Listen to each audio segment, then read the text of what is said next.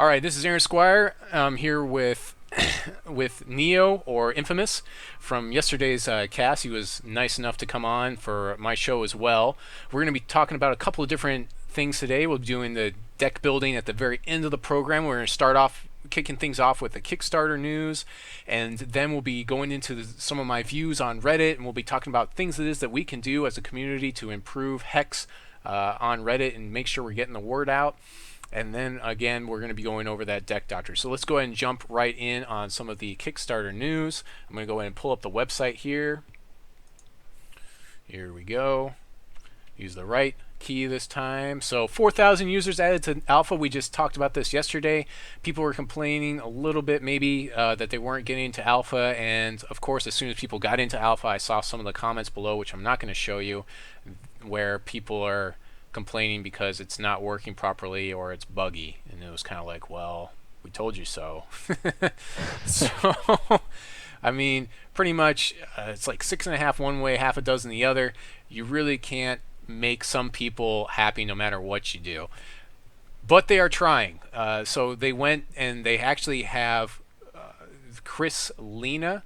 They have pointed him out as one of the people that's running all of the invites and making sure it is that we're going to have server stability. And he talks about us being some sort of like an ocean liner in with something that crashes through ice and tries to break up the ice. And every time it is that we invite lots of people, we're gonna hit that ice, and we're gonna have to like break it up a little bit, and then we're gonna be able to push through, and things will smooth out eventually.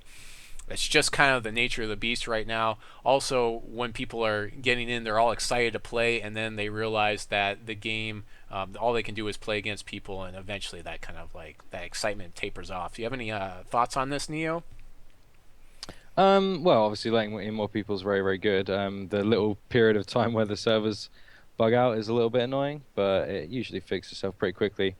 And as far as the whole long analogy of him explaining it, I guess it obviously needs to be said to some people because a lot of people are still not really grasping the concept of the fact that it's an alpha. But I mean, for the most part, I mean, most of the people encountered on our streams and whatnot, uh, obviously they've been had it drilled into their heads 100 times by us, like what's going on and whatnot. So, I Right. mean, I guess the people that I speak to on here know what's going down, at least. So I guess my view is somewhat in a bubble on how people view the alpha. Right. But obviously there is a problem with people not really understanding what's going on. All right, so that is the end of the Kickstarter news, and now we're going to talk about something that's near and dear to my heart, which is Reddit. I spent a lot of time on Reddit doing different forum threads and different things like that, and one of the big things I think that first we're just going to run through a bunch of different things, so just bear with me as I go through this. Uh, First of all, I really like Reddit. I really like the fact that it's a forum. I've always loved getting on forums and posting stuff and posting my thoughts on different things. The biggest problem was when you had someone that would post something that would either be a duplicate where they didn't look at things, or they would post something which was really inappropriate or just not very good. And so Reddit fixes that problem with the voting system, where it is that you can vote things up. As you can see, I have a lot of these things on our website voted up, or you can vote them down by hitting it blue, and you can do this kind of on the fly.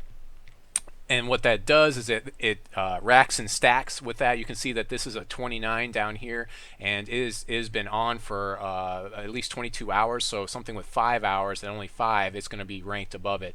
So that's how it does it. And that's fine. We have our own subreddit for Hex TCG. If you haven't been there, I'd encourage you to go and check it out. The problem that I am seeing right now is that there is a main Reddit page. And so when you post things on Reddit, what happens is your stuff goes to this front page. And that in of itself isn't a problem. However, people that aren't from Hex TCG or that don't know anything about it, or that maybe they do a different game or whatever else, what they can do is they can vote your stuff down, and they aren't even from our community, and that's just the nature of Reddit. And so that segues me into some of the things that I've seen, some of the trends. I actually did some reading on some of the things. There's a website that went out and what they would do is they would randomly, as soon as something was posted, they would either upvote it or they would downvote it and see what happened. And when things were downvoted, what typically would happen is the community would self-correct it, so it would vote it back up. And it doesn't always happen, but a lot of times it does. The other thing, but it would usually stifle it so much that it wouldn't get as much viewers as something else.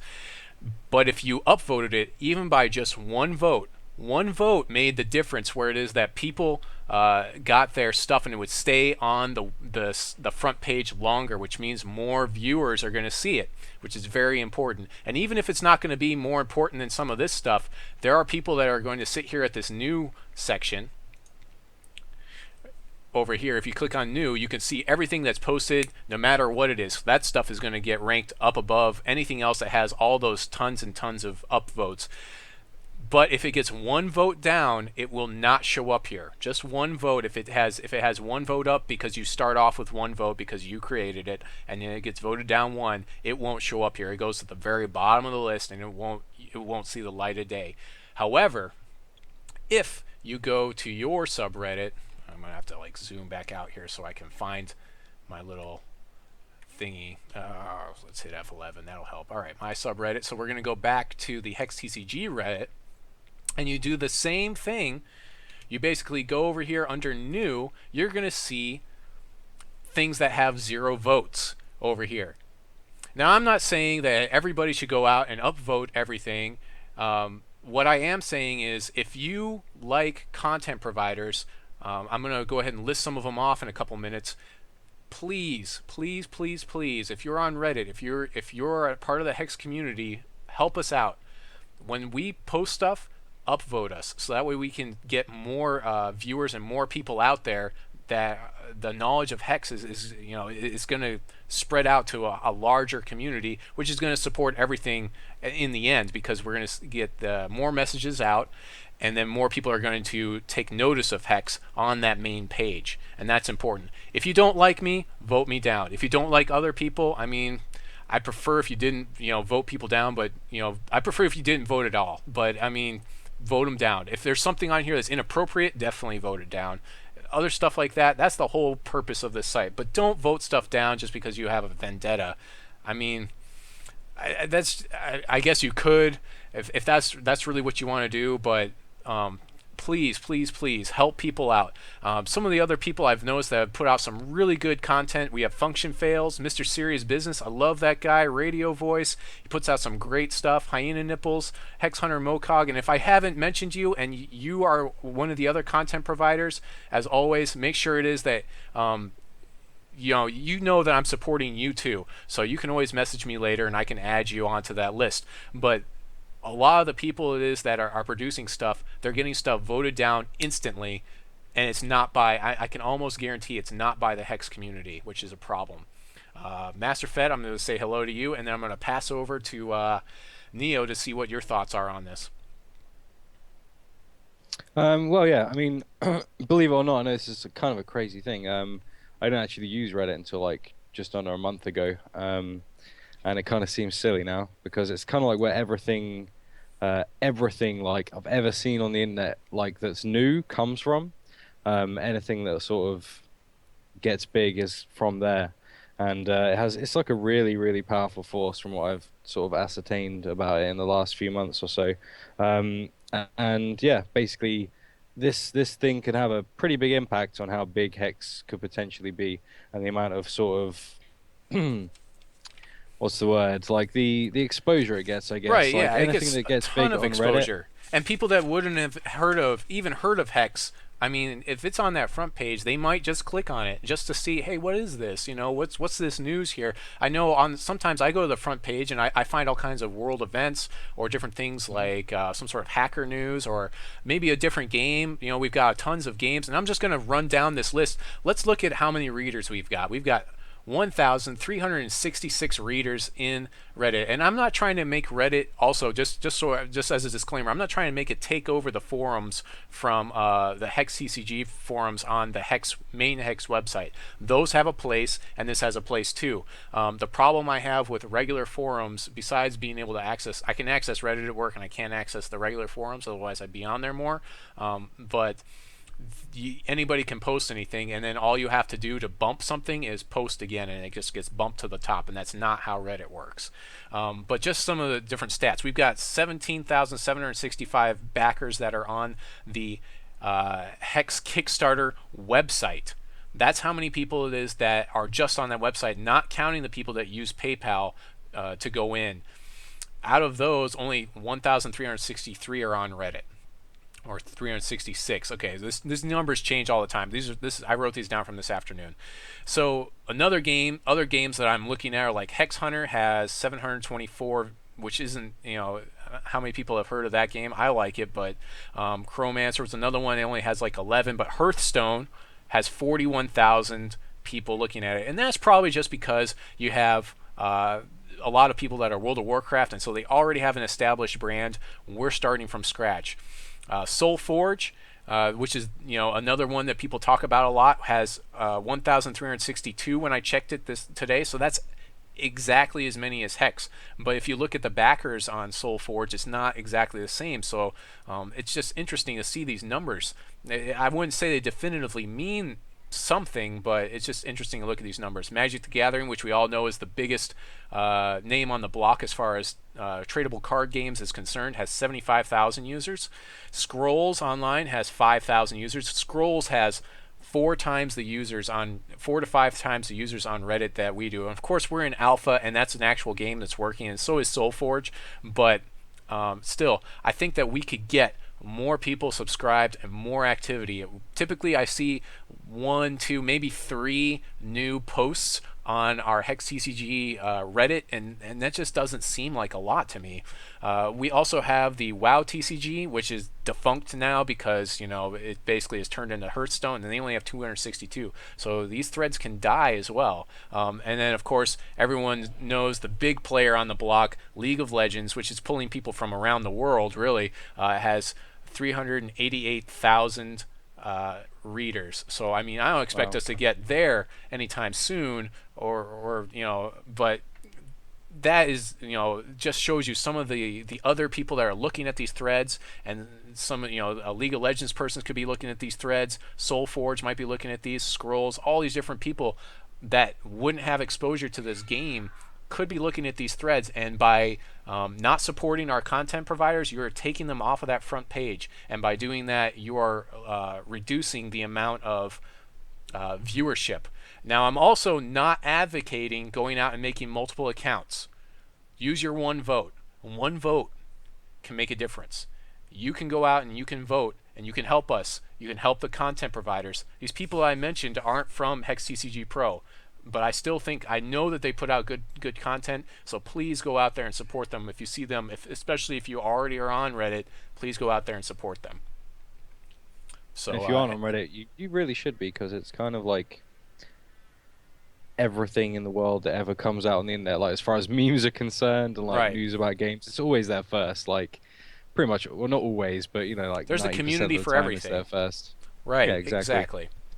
I mean, and it is, as you said, very self-correcting. Like, if something's good, it will go up, and if it is bad, it will go down. But it's sort of like when something is sort of as niche and low profile as Hex is now, it does need that little kick. Right, and I'm just saying, let's support people within our own community, and make sure, if you go to Reddit at all, always click on this new tab and see what's being voted down, and make a decision.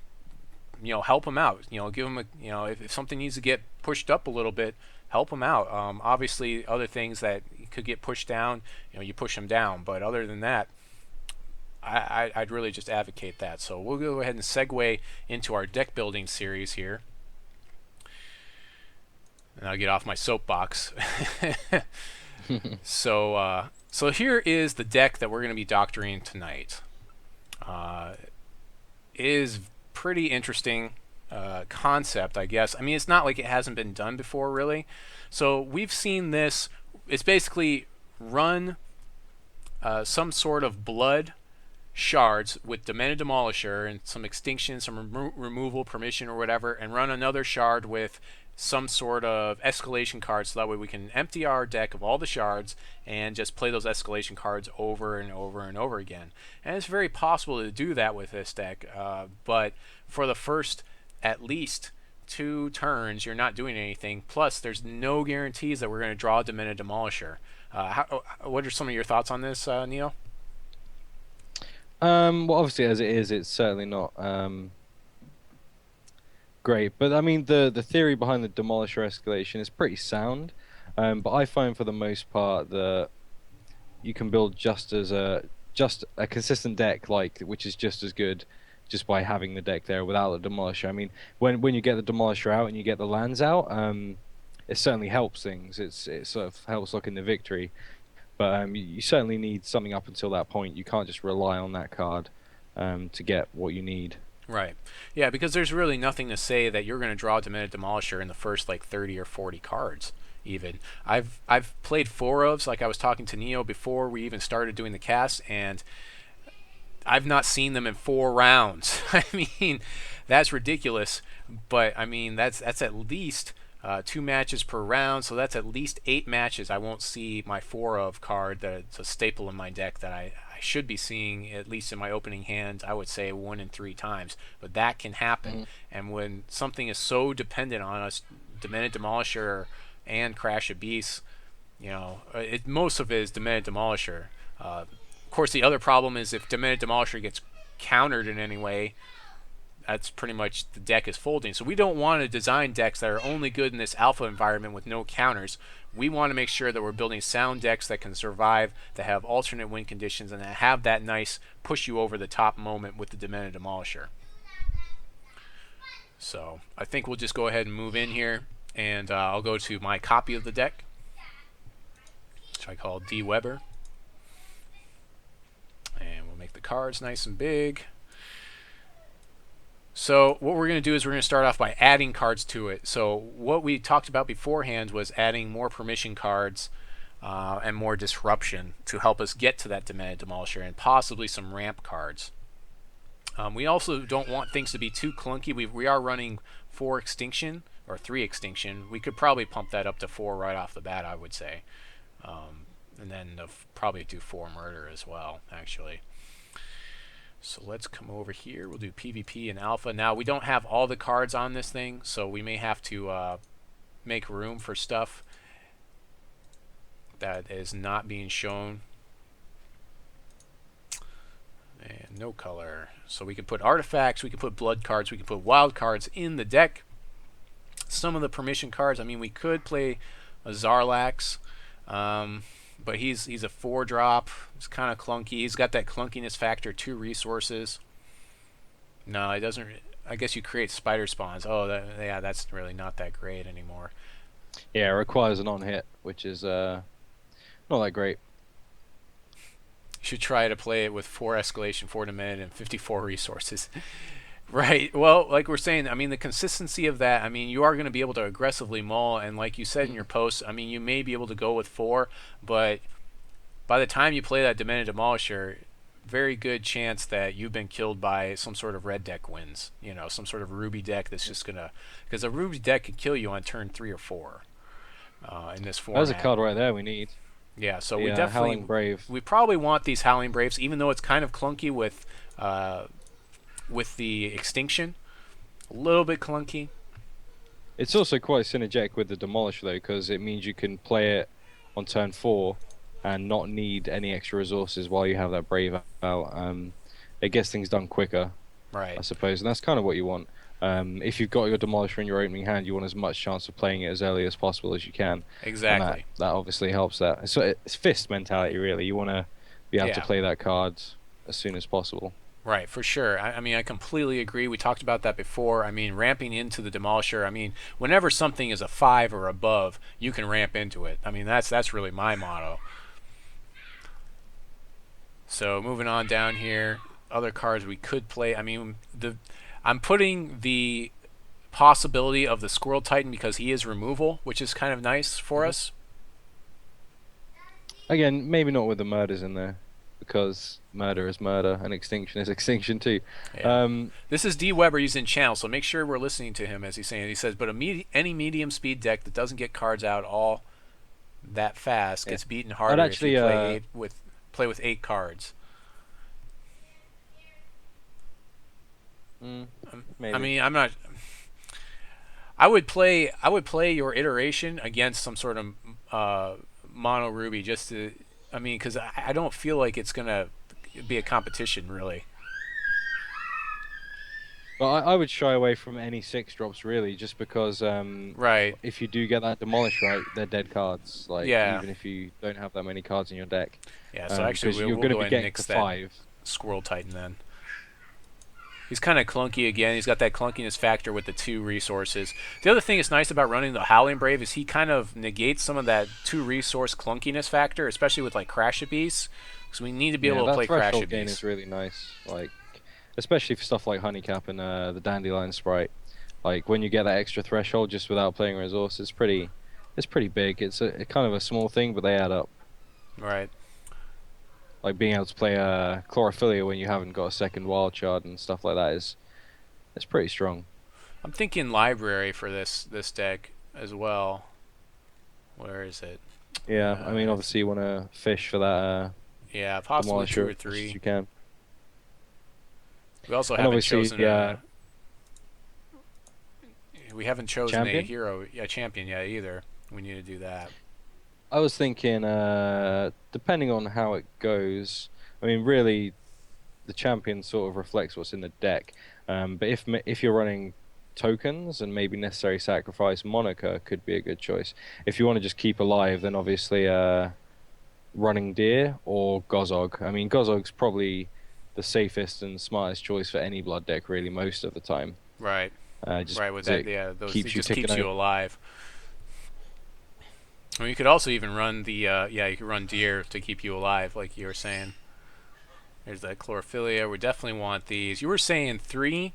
Um, we're gonna put four for now, but I mean, what were your reasoning? What's your reasoning behind running three as opposed to four of chlorophylla? Just because if you're going to be running more resources than usual, because of the type of deck it is, because it's going to probably have like 26, and I'd imagine, Mm-hmm. and you've got the Brave, then maybe like dead drawing Chlorophyll isn't that great, especially if you're going to lay off the six drops and above as well. Like you just want to get to the five and be there, and then I think Chloro might be a bit of a dead draw if you run it at four, and you probably won't need it as much as you would in a fist deck, for example, because you have the Brave and you have a lot of resources in there. So if you get it, then you're going to be at that five like on turn three.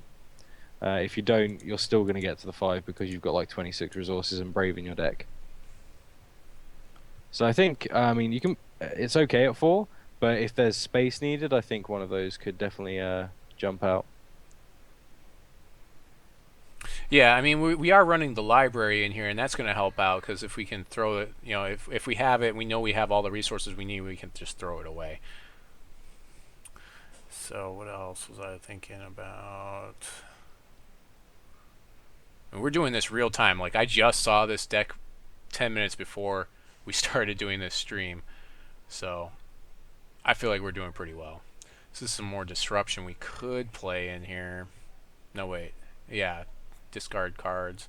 And that's an option as well. And if we're going on the low Oh cost yeah, early game, then obviously Sensei needs to go in too. Sensei I don't know has if to you come put in that in. here. That's a must. That has to be a 4-0 for sure. Because you need a draw. We need a draw. We're gonna. I guess we could go Gozzog here. Well, with the And ramp though. although we talked about Root Dancer earlier, I'm thinking that maybe it shouldn't go in. Yeah. Call me Well, crazy, I mean, but we've got a if lot you're of we got a lot of resources that are going to be played in this deck. I mean, it's chances of drawing a resource are pretty high for Root Dancer, but I'm gonna put them up, but we'll probably end up pulling them. As soon as I it just see seems them like if you again. do get that Demolisher out, it's going to be dead again. Right. Because obviously you'll never get a buff off of it ever again. But it obviously does help the early game if you don't get it as well. So it's kind of in this specific deck, it's a bit of a double-edged sword.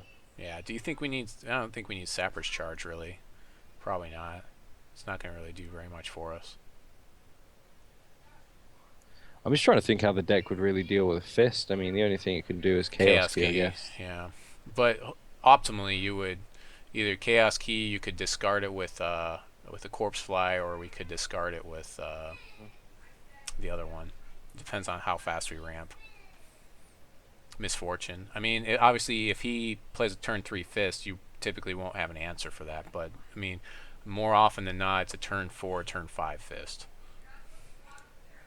How about maybe testing the Warlock Inquisitor with the prime wild gem that creates rhinos?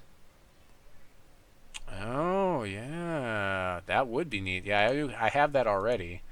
So that's just more rhinos, really. And then because we're already in wild, it just needs wild to turn it on. That would be interesting.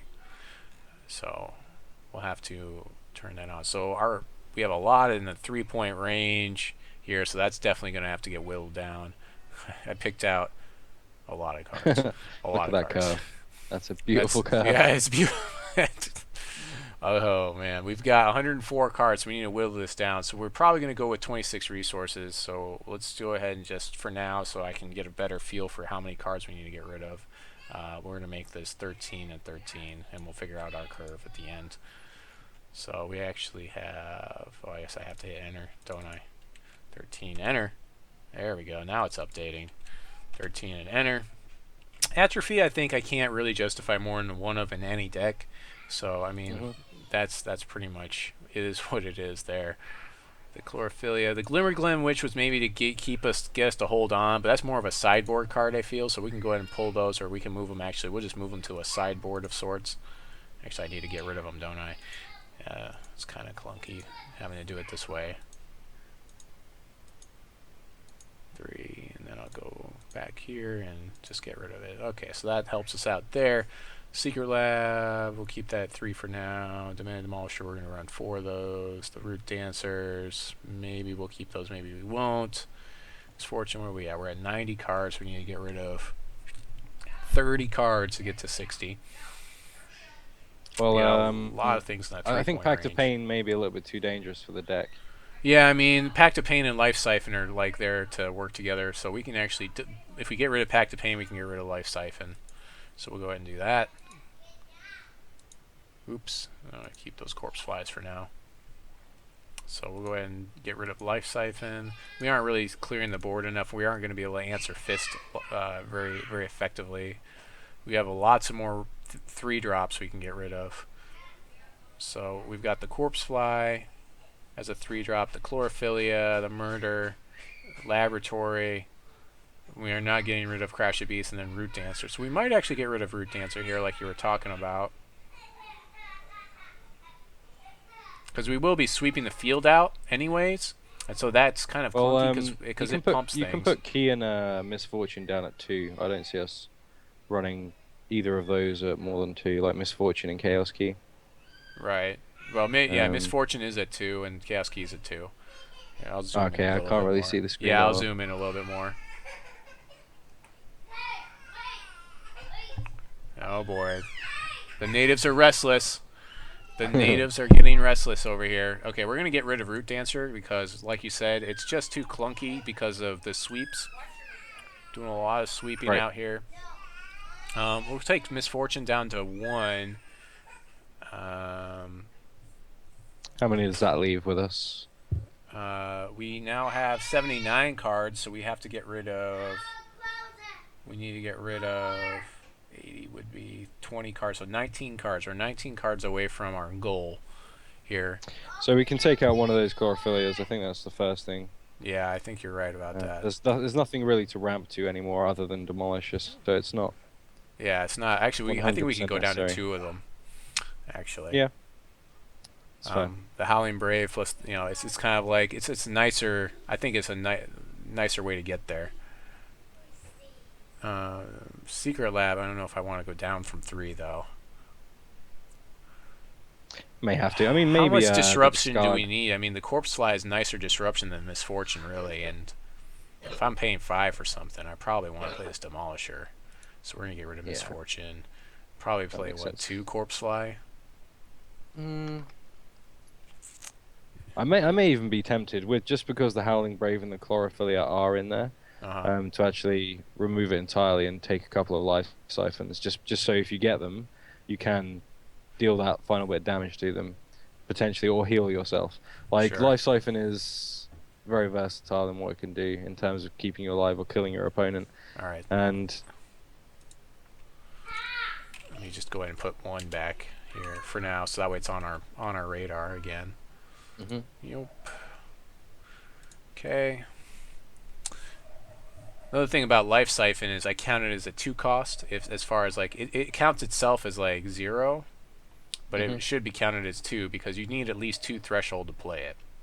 I mean, you could play it for 1 because it is just X, but you need at least 2 threshold to play it. So I count it as a 2 drop as far as when we're counting our cards and trying to figure out our curve. Corpse Fly is probably going to end up getting the axe here, I think.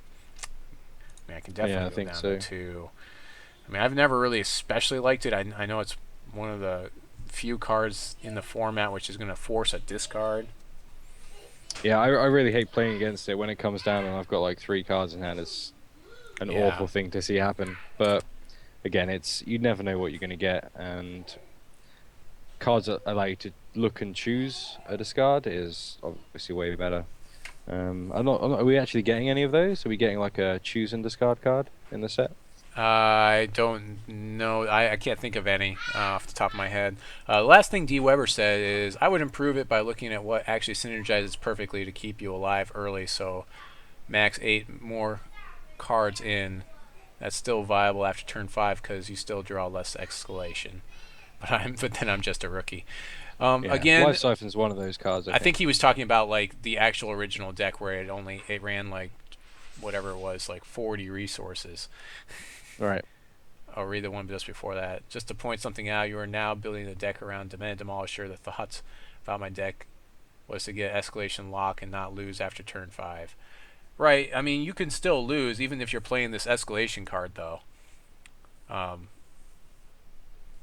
know what I'm saying? I mean, to the face.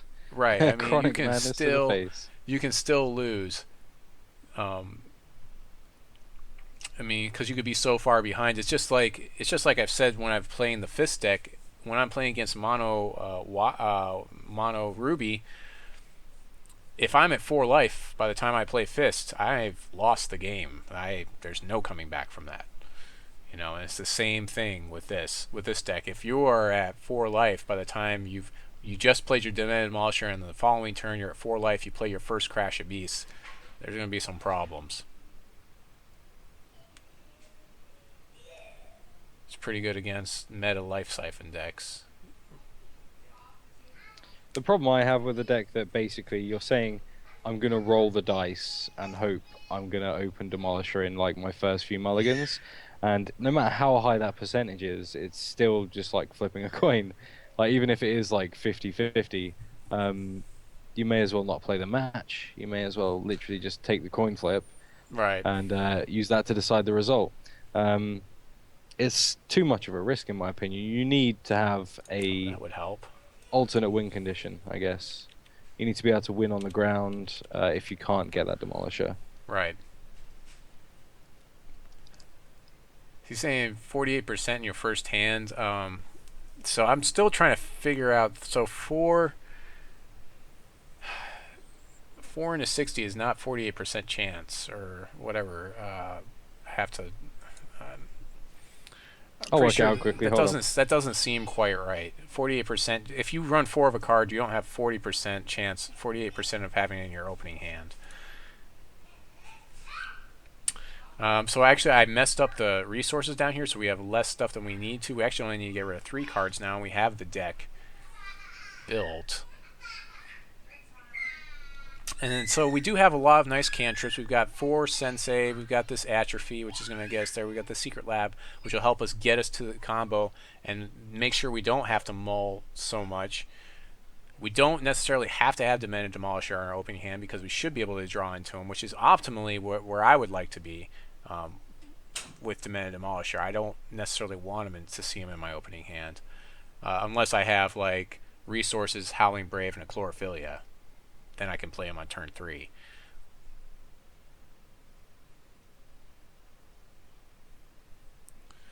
It's 4 divided by 60 times 7. Oh, 7. Okay, so you're drawing 7 cards. Yeah, that's not how the math works, unfortunately. Because every time you draw a card, you have less cards in the deck, and so it's more complex than that. It's a cumulative probability. I'm just doing it now. When I talk about something as a cantrip, I'm talking about anything that I play like this is a creature, this sensei, and he will draw a card. Less chance, Weber. It's a lot less. It does. It's not just that probability times 7. It's you have to take each draw and multiply the percentage of each draw by itself. So if the chances of being the top card of your deck are 6.6%, the chances of being the second card of your deck is 6.7%, which works out when you multiply it. Wait there 1 second. He's working out the math for us. This is why I have other people. So right, and the chance of being the second in the first specifically two cards, the effect I'm talking about, flying meat chip, is drawing a card when I say cantrip. Go ahead. yeah, the chance of it being in the first 2 cards are. I did that wrong. Hold on. 0.6x times 0.67. Okay, I did it wrong again. Hold on. Let me work out the entire thing, and then I'll get back to you. Right. Yeah. So Azteca, to answer your question, whenever I say cantrip, it means I play a card that does something and it draws me a card. Not just a card that. Well, it basically means I'm drawing cards. A lot of times, the way I use it, it's not really the way it's supposed to say it, because the original cantrip card, I believe, was some sort of 2-cost artifact that you sacrifice and then you drew a card and then it gave you like some life or something. But anything it is that causes card draw. I call a cantrip, so that may be right. I'm going to get rid of this Inquisitor because I don't feel like it's that great. We still need to get rid of things in our 3-point range. We're trying to get there where we need to go, because it is another clunky card in the deck. It's going to play us some of those, some more rhinos, though. We definitely can't get rid of the rhinos. So we'll get rid of that, and then we're going to slot this with that rhino card, and I think this is pretty decent. I mean, so in our 2-point range we could actually even maybe go down a resource, but we want to make sure we are maximizing the amount of resources we're dumping with Demented Demolisher too. So 26 resources seems just fine. So in this 2-point range we actually have 7 cards the way I count it, because I count Life Siphon as a 2-point card, not this 0 casting cost card. In our 1-point range, we only have 4 cards. We got the 4 Howling Braves. It's okay. We just need to make sure we're drawing at least 2 resources in our opening hand, or maybe a resource in a Howling Brave. In this, we've got 14 cards in our 3-point range, so 3 is going to be most of where our curve is going to peak. And then at 4 cost, we've got 5, and then moving down to 4. Of the 5 cost cards, which are obviously our Demented Demolishers. Our 4 cost cards are our 4 sweeps for Extinction. We're using Sensei and Atrophy to get to those, as well as Laboratory. And right, so the biggest problem we're going to have is somewhat going to be spell shielded troops and Fist. Fist is going to be probably the biggest problem for this deck. So on the if we were going to have a sideboard, we need answers for Fist, which is probably going to be playing 4 of those 4 of the Corpse Fly, and maybe even 2 of the one that makes them discard 2 cards. That's probably that would probably be my answers for Fist. Maybe even another Chaos Key. Probably another Chaos Key as well. So how do you feel about this deck, Neo? Do you like it? Is this, I mean, getting rid of the Inquisitor, is that okay? Or I mean, yeah, it's fine. I mean, obviously, I said it'd be fun to test. I didn't say it'd be viable. Well, I mean, it's got some tools. I mean, after siding, it helps too. But yeah. But I mean, realistically, I've only ever seen 1 gem in that Warlock Inquisitor, and I just like to see a different one in there. And that's sure. basically what. And obviously, it's more rhinos. So yeah, we love rhinos not, in this deck for sure. So we're gonna go ahead. I'm gonna jump into my browser and build this deck right now. And switch my camera view so you can all see me. We're going to lose track of Neo. I'm going to turn that thing off so that way you can't actually... Where is it? Screen region. Yeah, we'll turn that screen region off. I am still seeing your chats after I pull them up, so don't worry too much about that. After I pull them up. Yep, okay, put that there. Looking at my second screen right now. And I've got the deck up. I can change this now so it's not in oversized card retard mode. Yes. All right. And we will pull up the hex client, and I'll make sure that you guys can see it. Yes, looks good. All right. So come in here. We're going to build a deck. We're going to call it the Dwebber deck. New deck. I'll call it 1 Dwebber, because if you put a number in front, it goes to the top of the list, so it'll be easier for me to find when we're searching for the deck. We'll go ahead and turn off our sapphire shards, our diamond shards, and our ruby shards. We need artifacts and everything else, and then I can just start typing stuff in and adding it to the deck as we go. Howling Brave. And so we should probably do one of the worst matchups. I think, Neo, you probably have some sort of mono ruby deck, I'm sure, that you'll have queued up for me to play against. You should still be able to hear you, even though they can't see you. Yeah, I don't actually have a ruby deck, but I have a mono wild and a mill deck. I can throw them together though. Yeah, throw one together while I'm building this real quick, because I feel like that's going to be the worst matchup. Because if we can beat that matchup, go ahead. Easily mill. The worst matchup is mill by far. Okay, we can play against mill. Demolisher, you're dead. Sure, let's go ahead and play against mill and see what happens. The thing about playing against mill with Demolisher is you have to be very careful about whether you decide to use his effect or not. Well, I would think on games 2 and 3 you might have to actually side out your Demented Demolisher, and this gets back to why it is that we need to have a deck that stands on its own without the the tricksy parts of it. Right.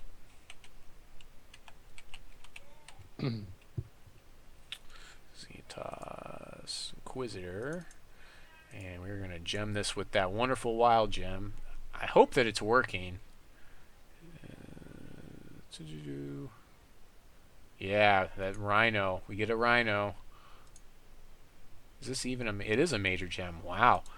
That's pretty good. Major gems. I like major gems. Chlorophyllia. Just 2 of those. Chaos Key, one of our favorites here at the Hex TCG Procast. Until we get the Oblivion Ring. I forget what it's called. It's basically an Oblivion Ring. Actually, the interesting thing right now about Magic is I believe Oblivion Ring rotated out, and so it's actually not in format for the first time in years, which is very interesting because it became a staple in white for a very, very long time. Where's the...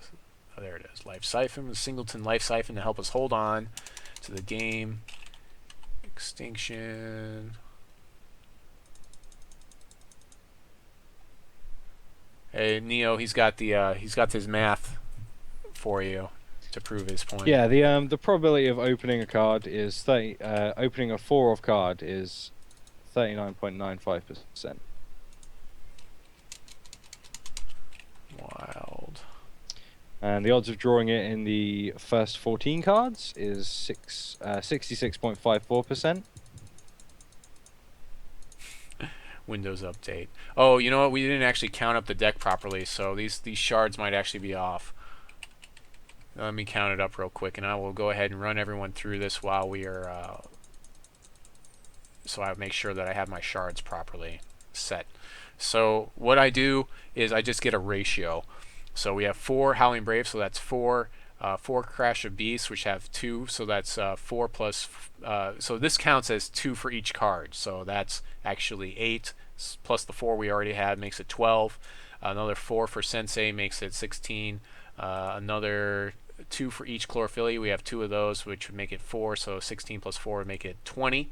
So we have 20 for our wild shards. Demented Demolisher, that's 4 would be 8. For 4 Demented Demolishers, 2 threshold, it would be 8. Another 2 threshold here makes it 10. 4 murders at 1 threshold apiece would be 4 more, would make it 14. 1 Life Siphon with 2 threshold makes it 16. The 4 Extinction at 2 Threshold pieces, the 8 more would make it 24. And the 1 Atrophy makes it 25. So we're actually pretty close. We could actually go up 1 Blood Shard and then down 1 Wild Shard. And that's actually not bad because we've got the Howling Brave for some fixing at the beginning of the game anyway. So that actually puts us in a good spot, I think.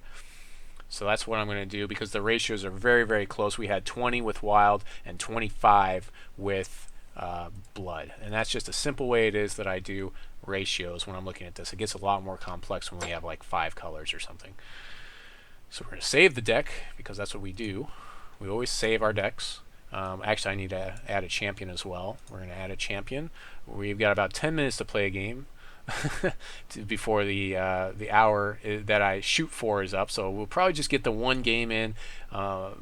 So I encourage viewers to go ahead and try this deck out as well. If anybody is in the channel and we're sitting here and you also are a content provider or you do things, you have your own Twitch channel, you feel free to go ahead and post your Twitch channel on my Twitch channel while we're sitting here and I'm looking for this champion. What did we choose? We chose Gozzog. Is that what we decided to go with? Yeah, I think so. Yeah. I mean, there's really a bunch of different good selections for this deck, realistically. I mean, you could go with him. You could go with the other one as well. I always forget. Considering what you're trying to do, it's probably better with Gozzog because you're going to chip him down a little bit. You're going to give yourself a little bit of health. And when you do get those damaged troops out or the Life Siphon, it's going to be that much easier to kill them with a couple of points gone. Whereas the gain 6 probably isn't the best, considering you may never get to 5 charges with like the Howling Brave and the Chlorophyllia. Hey, what's going on, Technify? Apparently, Dwebber wants me to play against him, like with a regular deck, with your deck that you already built, or with the deck I just built against yours.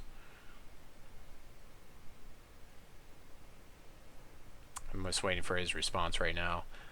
So yeah, go ahead, Technify. That's what it is. Shamelessly self-promote yourself away. I'll play the one I just built. Sure, I'll play the one I just built, and we will see what happens. So I am going to accept Dwebber's challenge. So I'm just waiting for Dwebber now to get into channel here. And that is... So is this you, service player 3980? Because it's... I don't think it is. Because you've already had your... Yeah, you're Weber, aren't you? You're Weber, right? Here, I'm going to challenge Weber. The service player one is a bug. It sometimes that means that they haven't logged in and logged out yet. You declined. Let me try it again. Weber. Dweb. Challenge. So we're going to see, I guess, the difference is we're going to see if I can get to what I need to get to first. Oh, he's running Cranach, which is also a good choice for this deck, which actually might be better because he draws you cards. Yeah. That's true. So I'm gonna stick with this. Seems fine because I can cantrip where I need to go and play the early pressure. So we'll go ahead and keep this.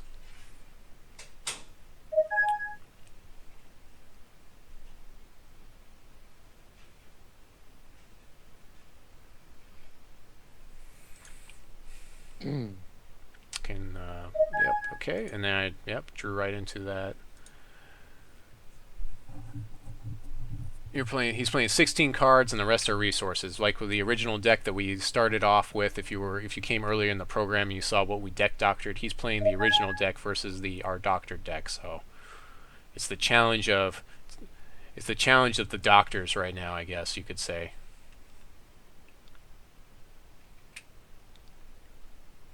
He looks like he didn't even mull here, so I will go ahead and play my Sensei. Technify is basically talking about what we talked about at the start, which is good. Other people are on the ball.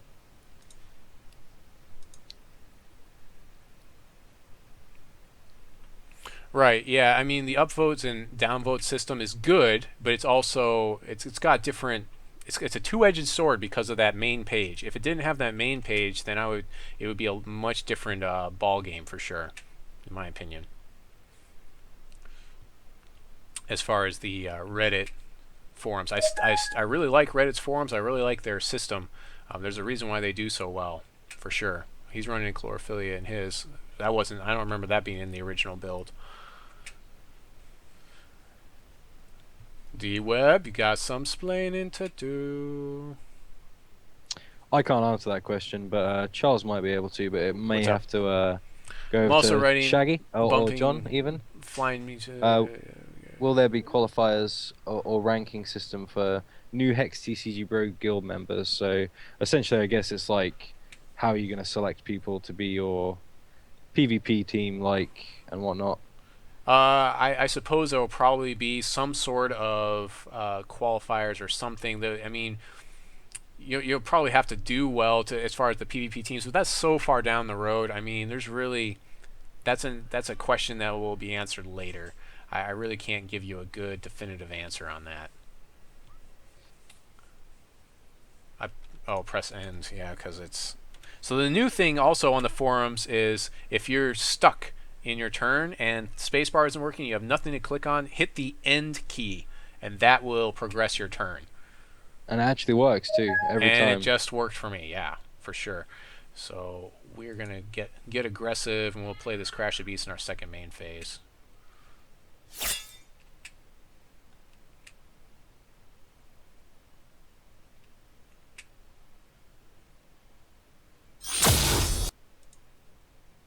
So he should be able to play a Demented Demolisher here, thin out his deck, and then he should have all spells. He should actually either sweep me out in the next turn or, I don't know, do something else. Actually, he needs two. Yeah, there's his second resource that he needed for his Demolisher, so. I'm 2 turns behind him because I didn't draw a Chlorophyllia. Or a Mana Dork, for that matter.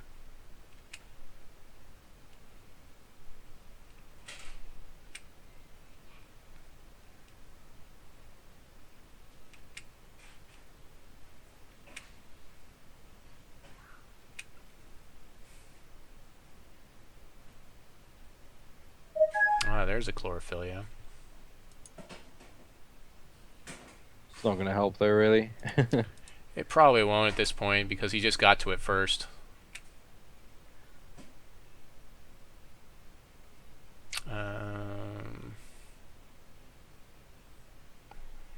I don't see too much of a reason to like murder his guy or do anything else here, so we're just gonna we'll swing in with the Rhino. I guess I'll keep my Sensei for now. You need the blood for next turn though, so it might be an idea to get that drawing now. True.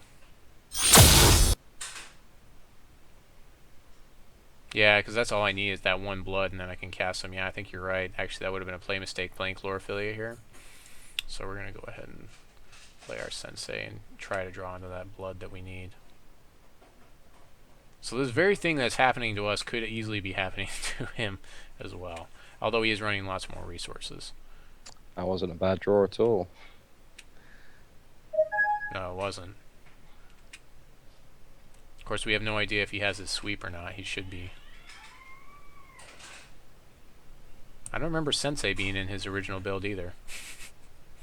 No, it wasn't.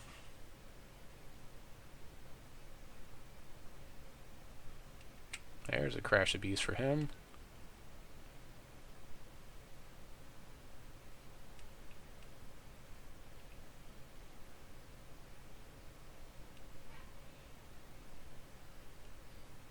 Now play that Sabotage and you'll be just fine.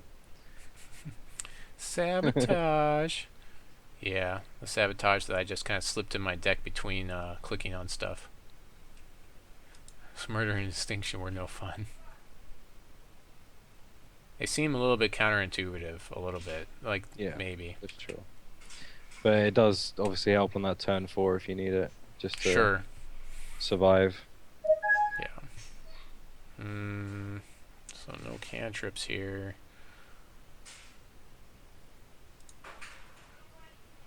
Yeah, unfortunately we can't play this Demolisher. I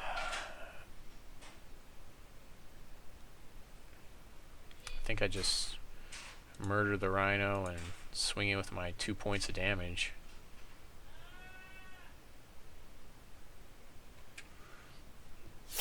And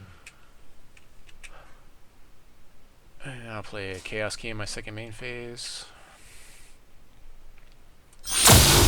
Second main phase, Chaos Key.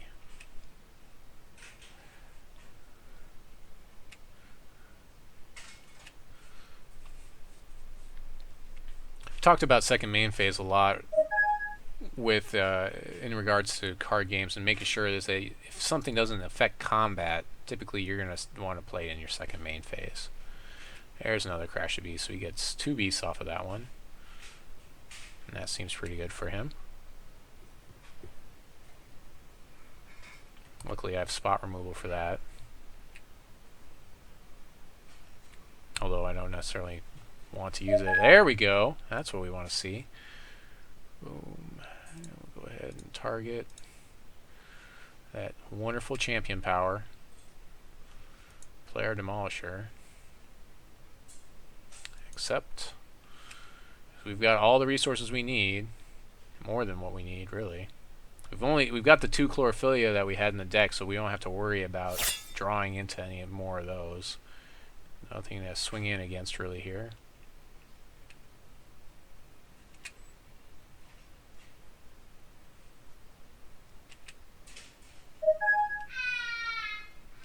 Yep, there's another Crash of Beasts. He's drawing all of his crashes now.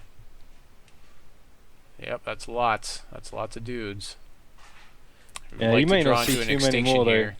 though, because they do go to the bottom, obviously. So all 3 of those are now on the bottom of his deck. Right.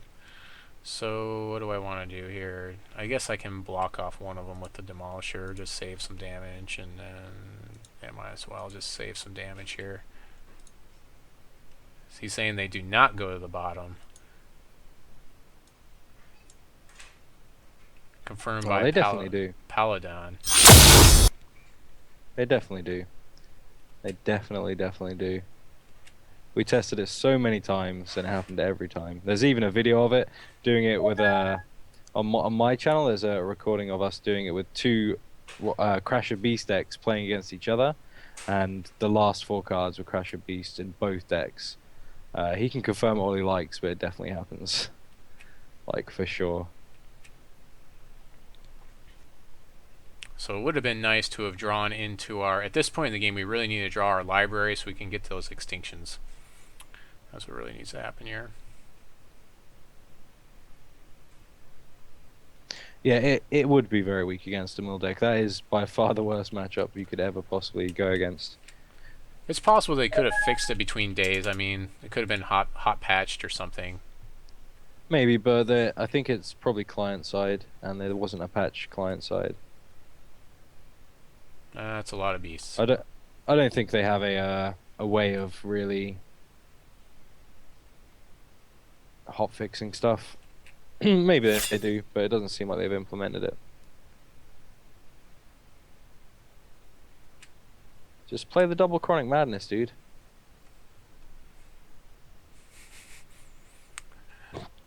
Yeah. So I didn't even block there, but it really doesn't matter at this point. I need to top deck a Extinction.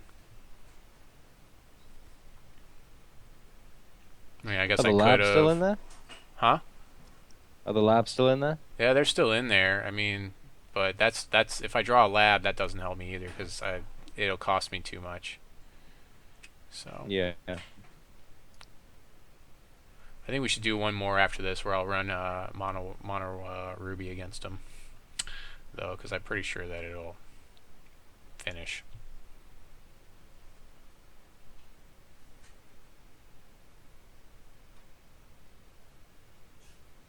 Well, yeah, obviously Chlorophyllia right now. I'm sitting with 2 in my hand, and they're dead cards at this point. I need to be able to cycle them with that library. That's what needs to happen here. Press that escape key, dude. Oh, Escape key, end key. end key. So I have no idea. Yeah, he has to. There's my own Crash of Beasts. That doesn't really help at all. That's not enough beasts. Not even enough. So let's go ahead. I'm gonna play. I'll play again and real quick, and I will run a mono Ruby deck. So, actually, where is he? We're lucky we have so many people online, and we didn't lock up actually. Infamous, you're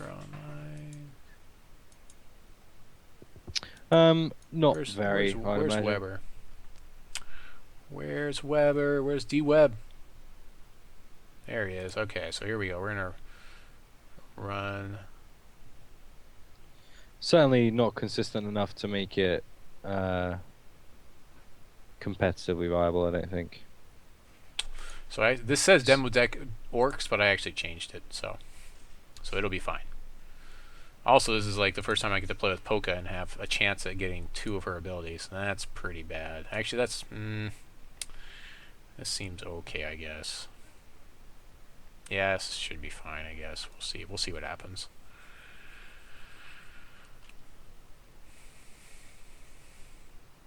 So, I wonder. 2. It needs 2 defense. So it doesn't work against rhinos. We're going to keep this.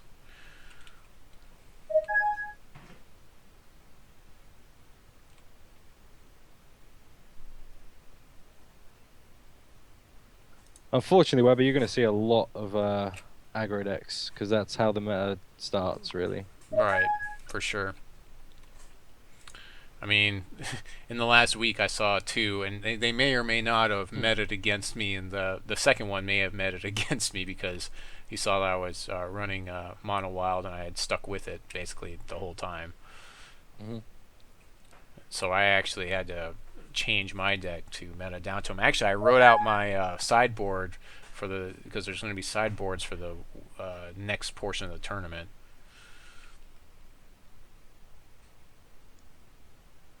Yeah, I really haven't even thought about that yet. I kind of need to work out what the hell I'm going to do. Right.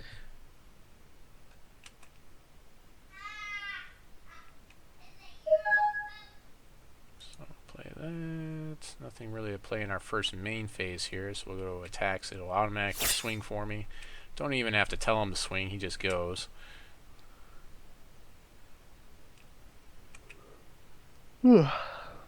Second main phase, we'll go ahead and play our wonderful, wonderful Ruby Pyromancer, which is going to buff everybody, make them, well, their front ends will be just as big as rhinos. And that seems pretty good. We'll pass the turn.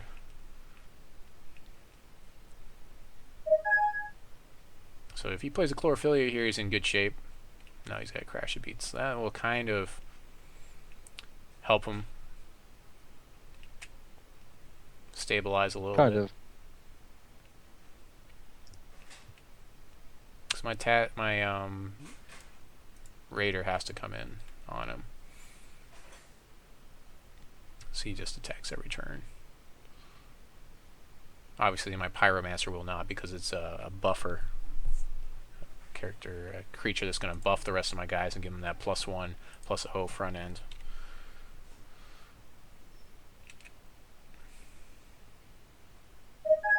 Oh, that's pretty decent rip right there.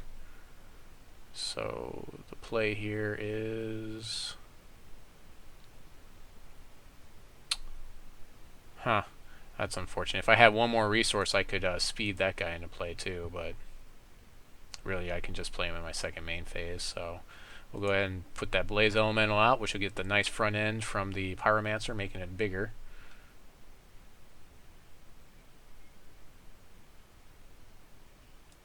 That combo is a little bit sickening. I like it. it's Especially good. if you open 2 Pyromancers, and like you play 1 turn 2 and 1 turn 3. Yeah. It's kind of ridiculous. Actually, if I really wanted to push some more damage, I could actually speed that guy into play, but that's debatable.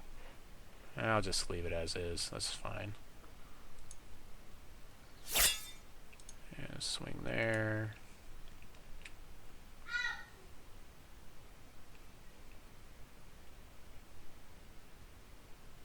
So another reason why we want to do this, because he's going to block here, and then this gives me the ability to kill his Rhino in the second main phase. So, and that's an important thing to do. We need to get rid of that blocker, because he can block most of the troops in our deck, no problems. And we can still play our Savage Raider, which wasn't going to get to attack anyways.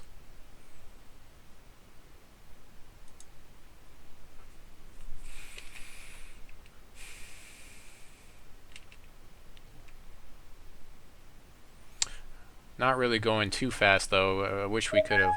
I mean, it looks like it's going to be maybe a turn 6 with this deck right now.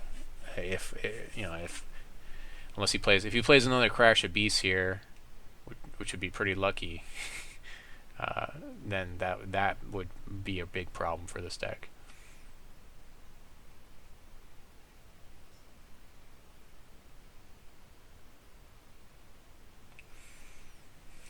Of course, I am not drawing my.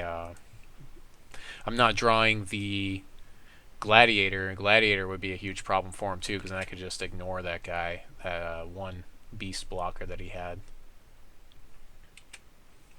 No plays on that turn, so that's definitely good for me.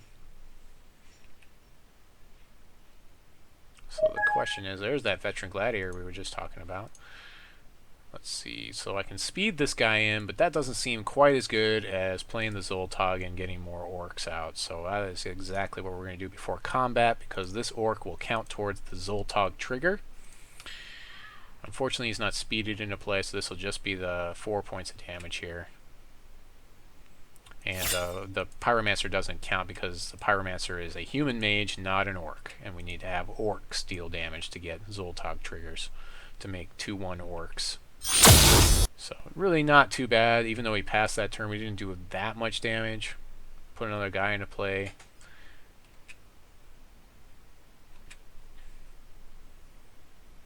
Uh, 5/4 Xoltog's pretty good because most of his beasts are going to be 3/3s. Of course, the next time he plays Crash the Beast, it's going to be 2 of them. There's his Demolisher. It might be a little too late because that's all he's going to do for this turn. What is it, Elliot? Do you like playing Angry Birds Phone? You like to do Angry Birds Phone when you go to the potty? Yeah. Yeah, me too.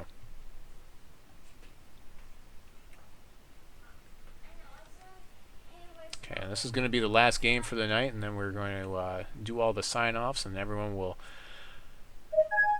shamelessly promote themselves. So, unfortunately, I can't play this Veteran Gladiator here. Well, sure, but I mean, again, you kind of... I mean, this is the format. I mean... So, like, I can turn 3 whatever it's called.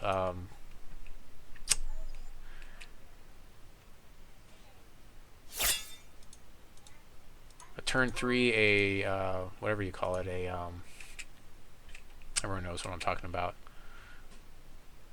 Tell me what it does, and I'll try and remember. You know what I'm talking about, Fist. I can turn 3 a Fist, I mean, or turn 4 a Fist. Right, yeah, of course. I mean... So, I'm I mean, it doesn't really matter. Still scared how consistent that turn 3 Fist is. Happens right, I way mean, too it's pretty often for my consistent. liking. Well, I'd say it's maybe 1 in 5 or 6 games. The turn 3 Fist happens. So it's not like all the time. Like if we had 4 more mana dorks I could put in, you know, then I would be then it would be way more consistent. Plus there's no like turn 2 ramp card or anything. So Give me Birds of Paradise any day. So I think one of the other things is the going back to our other version of the deck. I mean, it might be a little bit better. Of course, all you have to have is Extinction on the sideboard, and as long as you draw it, I guess you're okay. But a lot of the stuff in a mono wild deck is going to have haste. I guess you could also run, what's it called in the sideboard? Life Siphon, but I don't think that would really save you.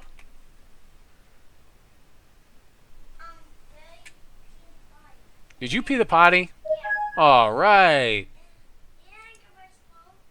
Yeah, we'll do Angry Birds Phone later, okay? Say okay, Daddy. All right. We're working on potty training. If anyone didn't know.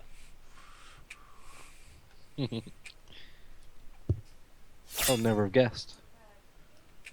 So, I mean, if you want to play lots of dudes really fast, I mean, it seems to me that, like, the mono Ruby deck is going to be more the way to go than. I mean, the Demolisher deck's good, and it is more of a late game, mid rangey deck, and it's going to play more rounds to deal with really quickly. But again, a single counter also in the meta, that's a big problem for it. Anything that removes cards, a problem for it. And it kind of goes both ways. Goes both ways. So if anyone's in my channel right now and you are a content provider, go ahead and post your stuff up so that way everyone can see it, and then I will do my best to post it later on the video when we go to YouTube. Again, tonight we talked about some of the Kickstarter stuff that was going on. I had my buddy from Hex TCG Pro, the wonderful Infamous, also known as Neo. And we also talked about Reddit and why it's important to upvote, because one vote is it can really make a difference. So give that one vote. One vote. That's all it takes. And then we also went over another Demented Demolisher deck, and it's somewhat pretty good. I feel like ours is going to be a little bit more well-rounded, but Dwebber's deck also proved itself to be very good as far as the mid-range goes. So until next time, I will see you, and this is Aaron Squire signing off, saying God bless you and your families, and try not to rage too much out there, all right?